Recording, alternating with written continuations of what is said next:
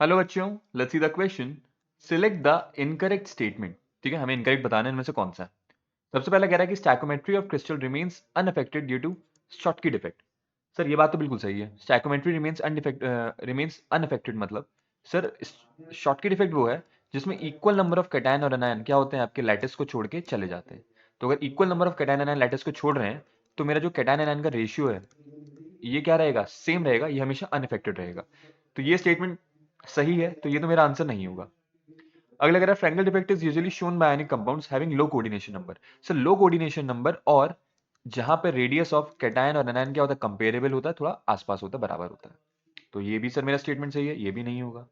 अगला कह रहा है कि F centre generation is responsible factor for imparting the colour to the crystal. Sir ये भी एकदम ठीक है। जो इलेक्ट्रॉन है वो आपका क्या होमोल्यूमर ट्रांजिशन करता है। तो जब वो होमोल्यूमर ट्रांजिशन करता है इस वजह से क्या होता है, वो कलर एग्जिबिट करता है, या फिर जिसको हम इसको हम क्या बोलते हैं, इसको हम मेटल एक्सेस डिफेक्ट के नाम से भी जानते हैं।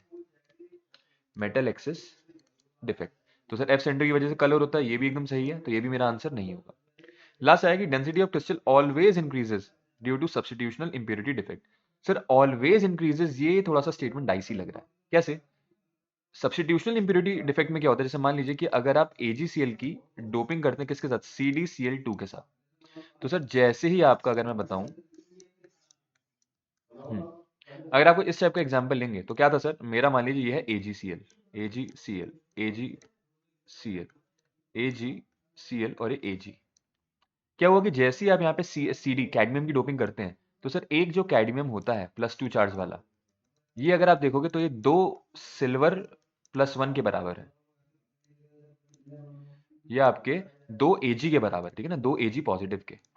तो सर अगर यहाँ पर मैं एक कैडमियम +2 की एंट्री करवाता हूँ, +2 चार्ज लेकर आता हूँ, तो आपको अल्टीमेटली +2 चार्ज निकालना भी पड़ेगा।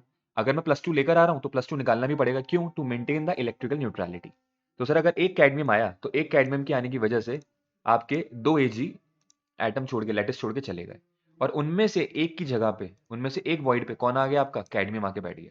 और एक ये क्या क्रिएट हो गई सर, एक क्रिएट हो गई मेरी वैकेंसी।